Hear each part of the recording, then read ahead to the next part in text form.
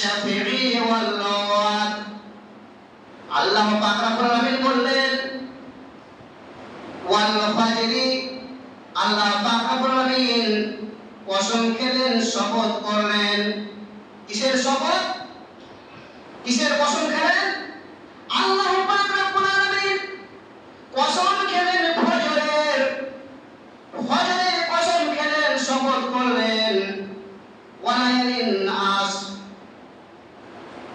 আর 10 রাত্রির কসম খেলেন।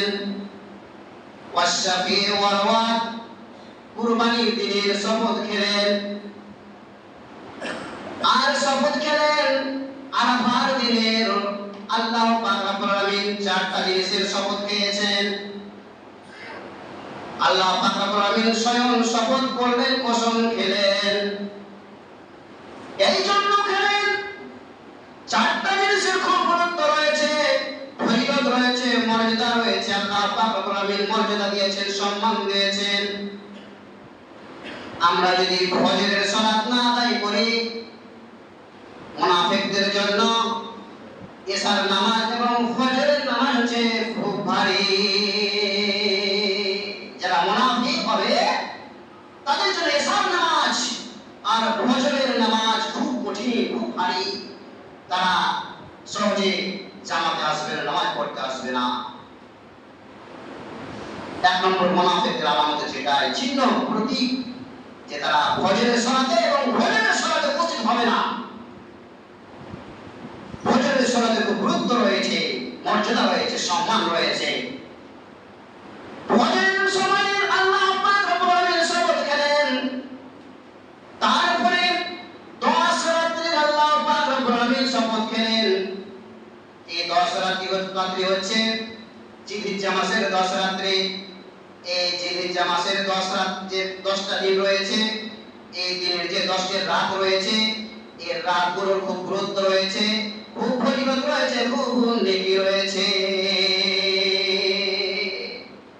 খুব নেকি রয়েছে। এটা হাদিস বলে, এই যে জিলহিজ্জা মাসের যে 10 যে রাত, দিনের যে রাতগুলো আছে, রাত্রিগুলো আছে, সেই রাত্রিগুলোর একটি হাদিস বলি ফজিলত আছে। তো হাদিস বলি দলিল দিয়ে তাহলে বুঝতে পারবেন।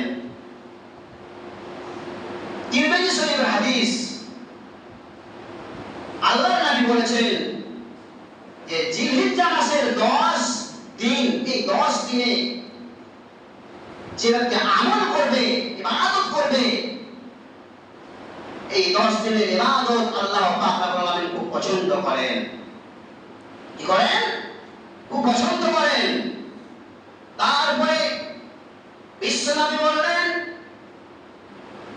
কোন ব্যক্তি যদি এই 10 দিনের মধ্যে একটি রোজা রাখে, জিলহিজ্জা মাসের 10 দিনের মধ্যে কেউ যদি একটি রোজা রাখে, তাহলে 1 বছরের রোজা রাখার সব পাবে, নেকি পাবে।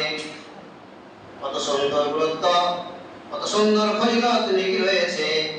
আল্লাহর নবী বলেন শুধু তাই নয়, এই জিলহিজ্জা মাসের যে রাতগুলো রয়েছে, 10টি রাত রয়েছে, এই রাতগুলো যদি কেউ একটি জাগরণ করে, একটি যদি বিদার করে, বিদার হয়ে যায়, কিয়াম করে, রাত্রি যাপন করে, আল্লাহর আরাধনা করে, ঘোষণা করে, যে ব্যক্তি কিয়াম করলো, রাত্রি যাপন করলো, লাইলাতুল কদরের সমান কি পাবে, নেকি পাবে।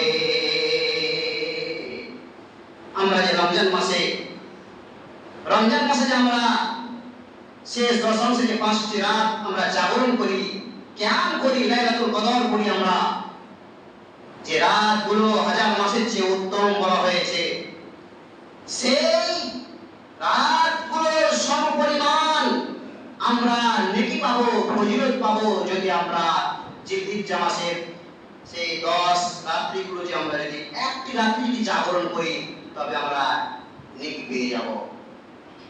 লাইলাতুল কদরের যা নেকি রয়েছে, সমপরিমাণ আমরা নেকি পাবো। তিরমিজি শরীফের হাদিস, কত সুন্দর ফজিলত।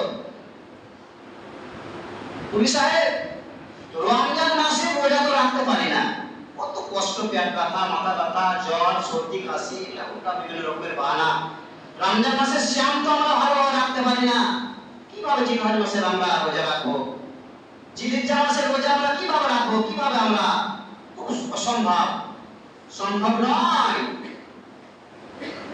করলে সবই সম্ভব, আর না হলে খুব কঠিন। খুব সহজ হবে যদি আমরা হাদিসকে ফলো করে যদি মানি, তবে খুব সহজ হবে। দিন খুব সহজ, দিন কঠিন নয়।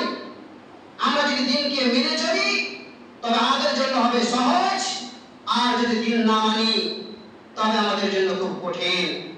ইসলাম দর্দিগণ আমার, আমরা জানতে পারলাম এই হাদিসের মাধ্যমে, এই হাদিস দ্বারা